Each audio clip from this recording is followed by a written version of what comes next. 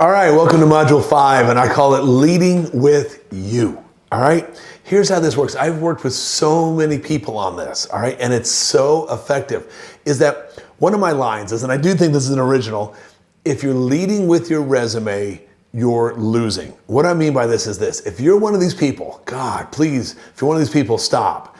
If you're just shooting out resumes and you're applying to hundreds of businesses by sending out your resumes, you're losing. Because here's the deal: how do you tell who you really are vis-a-vis a resume? Especially if you're young and you don't have a lot of experience. Now you're putting just a bunch of crap on your resume, your clubs and all the stuff that no one cares about, all right? No one cares about. What they care about is you. You've got to lead with you and let your resume follow. Because whenever I shift someone from that, they go from like shooting in the air, just all kinds of bullets trying to hit a bird. That's kind of what it is when you're leading with your resume, all right? You're just boom, boom, boom, boom, boom, boom, boom, boom, boom, boom, trying to hit something. Now, maybe a bird flies by and gets caught in the crossfire, but most likely you will hit nothing. What leading with you does is it hones you down and it guides you right to that specific target you want to hit and makes it happen. So how do you do that? Listen. I've done this so many people. You get in front of people who are doing what you'd love to do. So let's say you want to be a videographer just for something random, all right? What you've got to do is you've got to show up to somebody that is doing it. Find a videographer facility or business, walk in, find the owner, and simply ask for their advice. Now listen, I promise you, they are not going to tell you to go piss off. They're going to tell you everything you want to know, because no one ever comes in asking for advice. Not a job, you're asking for advice. And here's the 40% rule. I've done this so many years. Think about it. If you're that person and someone comes in, and remember, we all get so tired of employees underperforming and underdelivering. All right, they're just a constant problem. They just are. They just want a paycheck and they want to get out. And we get so tired of it. And then some random person like yourself walks in, doesn't want a job, and says it. You're there not for a job. You got to disarm them. But you are there for advice. And you say, listen, one day I'd love to be a videographer, have my own business like yourself. I just need your advice. How did you get here? What's the good and bad and the ugly? If you could go back in time, knowing what you know, what would you do differently? You're getting all the data.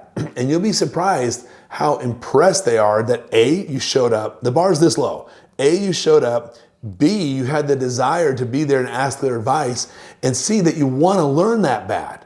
See, these are things that you think are normal, and I promise you they are not. They're very, very abnormal.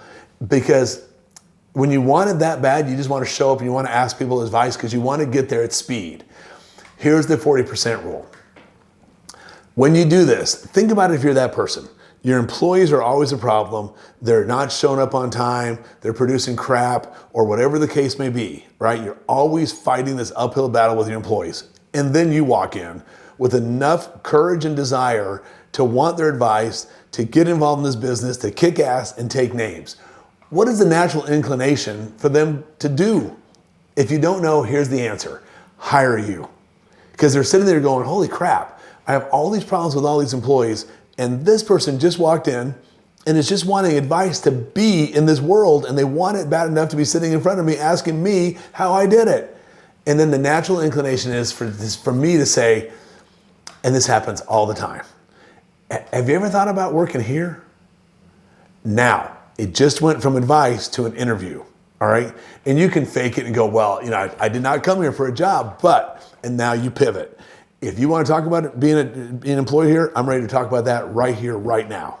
And that's how you lead with yourself instead of your resume. And what they do is they'll say to you, after they've talked to you, they'll be like, hey, listen, send your resume over to Susie Q. She'll take care of it, or HR, or whatever the case may be. But see, you're not leading with your resume now. You're leading with you. Because by simply showing up and being engaged and aggressive and want advice and show them that you just want to learn how to do it, they'll be like, hell yeah, we want you on the team, because everyone else is half-assing it, just waiting for 5 o'clock on Friday, all right?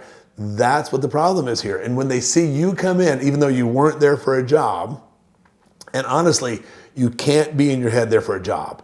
you've got to let it evolve into that. But about 40% of the time, the people who do this, and there's thousands of them, all right, about 40% of the time, they get offered a job. That's how it works, because we all want that person. Wouldn't you want that person that came in with nothing more than wanting the knowledge on how to get as great as the person across the table from you did? I mean, that's their dream. And we can't find those people because they're all wondering what the 401k is, what the medical is, what the vacation pay is, and most importantly, when do I get the hell out of here? All right? We're trying to perform. And when someone like you comes in and does that, it's amazing. Okay, so listen, let's sum this whole thing up here, okay? We are not at your Denver yet. We're still building the house. We've got your Denver. We've got some big, hairy, audacious goals and some things that if I could do anything, I'd do this. Now what we've done in these modules is we have tried to vet it to make sure what we're about to go engage in is really, really good and exactly what we thought it would be. It's objective thinking, not subjective thinking. Because I got to tell you, at least half of my Denvers, at least half, when I get to this point of vetting them and I've talked to people, I've gotten multitudes of advice, I've got those commonalities, and I've smeared it all over myself, and I'm like, all right, Steve. And I call it a mirror moment. When you kind of look in the mirror, figuratively or literally, you got to ask yourself, am I in it to win it? Knowing the good, the bad, and the ugly, knowing the hard work, the bad days, knowing it all, am I in it to win it? I gotta be honest with you. I gotta tell you, at least 50% of the time, I go, I don't want it that bad. And I let it go. See, that's the best part, is I spent a day focusing on that Denver to find out it really wasn't for me. Once I smeared it all over myself, it really wasn't for me. And I let it go. Why spend 5 years of your life to figure that out? Let's just do it at speed. Fair enough? That's what we're doing here. So listen, we've got Denver, which is the foundation of the house. We've got some walls up now. We are not ready to live in the house or achieve that Denver yet. But the next week's work will show us how to take that house, finish it out, and go live in it and go take what you deserve. That's the most important part here, is we're gonna go find our Denvers. Once we've assured ourselves through these modules of advice that it's right for us and we're excited about it, now we're gonna go get it, all right? So think about your Denvers. We gotta get advice to make sure. You can't assume, don't cheat it. Don't cheat it and think, it's gonna be good. You better go out and find it or you will fail. Don't want that for you, okay? Because failure sucks. We're gonna get advice, and then in the next week's work, we're gonna go out there and take it.